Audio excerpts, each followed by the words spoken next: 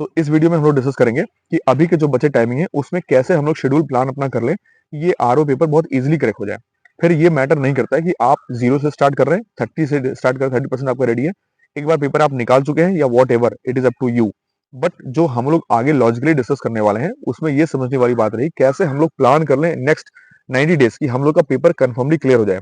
क्योंकि 411 पोस्ट शायद ही कभी आएगी दोबारा जो इस बार आई हुई है। दूसरी बात, सबसे इंपॉर्टेंट बात ये है कि हम लोग को ये डिसाइड करना होगा कि पेपर आखिर है कब। ठीक है, तो अभी के अगर लॉजिकली ये देखेंगे तो मार्च तक आपका बोर्ड का एग्जाम चलने वाला है।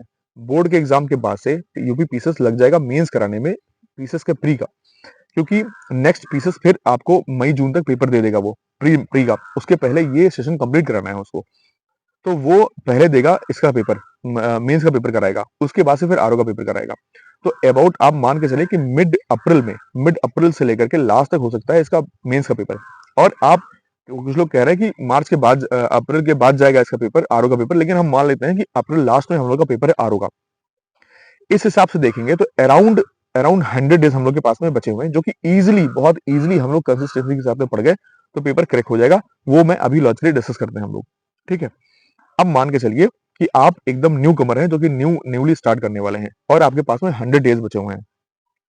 अब आप इसमें 10 डेज निकाल दीजिए, क्योंकि जो नेक्स्ट 100 डेज आने वाले हैं कंसिस्टेंसी के साथ में, ये बहुत ही मुश्किल हो जाता है कि आपको कोई तबियत गड़बड़ ना हो, आपको कहीं जाना ना हो जाए, या आपका मन नहीं कर रहा हो पढ़ने का, आप बोर हो गए हो पढ़ते पढ़ते।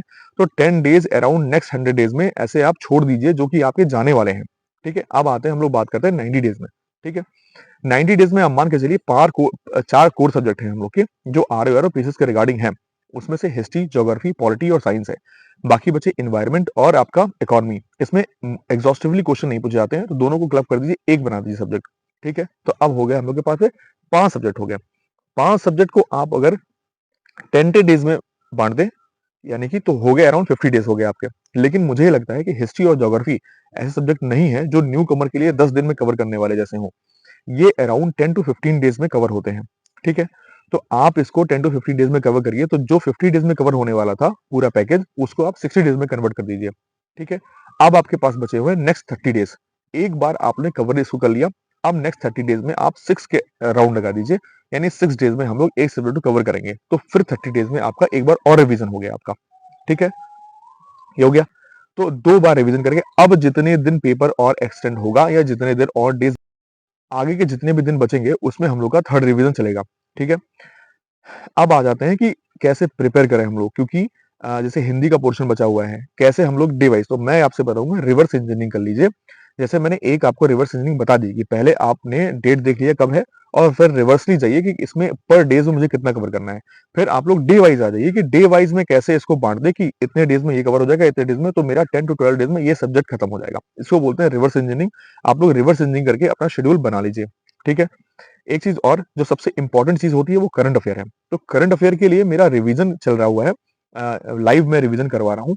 आप उसमें जरूर से जरूर ज्वाइन कर लीजिए, क्योंकि रिवीजन अभी से स्टार्ट कर दीजिए करंट अफेयर का। ठीक है, वो नेक्स्ट पीसेस में भी के लिए है और आरओ के लिए भी है।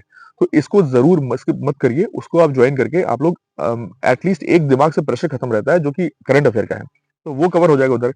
अब बचा हिंदी का। तो हिंदी का मेरा बहुत ही बेटर पेपर हुआ था, प्रीवियस पेपर, जिसमें मेरे अराउंड 59 क्वेश्चन मुझे आते थे, एक क्वेश्चन मुझे आता नहीं था। कुछ लोगों ने बहुत सारे बुक्स बताए हुए हैं, मैंने बहुत ही लिमिटेड रिसोर्स मैंने यूज किया था, और मेरा काफी अच्छे मार्क्स आ रहे थे उसमें से। तो मैं वो रिसोर्स की अलग से बुक बना दूंगा, बुक का हिंदी का बना दूंगा और टॉप इसका जीएस का भी बना दूंगा। आप लोग उसको एक बार देख लीजिएगा।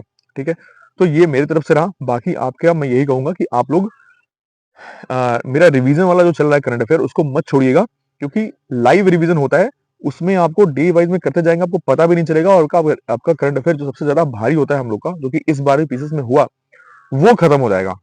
ठीक है, तो बाकी बाकी कोई भी डाउट हो तो आप हमारे टेलीग्राम चैनल से, इंस्टाग्राम से, या आप यूट्यूब पे भी कमेंट करेंगे तो हम उसमें रिप्लाई करने की कोशिश करते हैं। ठीक है, so that's all from my side. बाकी जो भी इश्यूज होंगे आप लोग डिस्कस कर लेंगे। Good luck.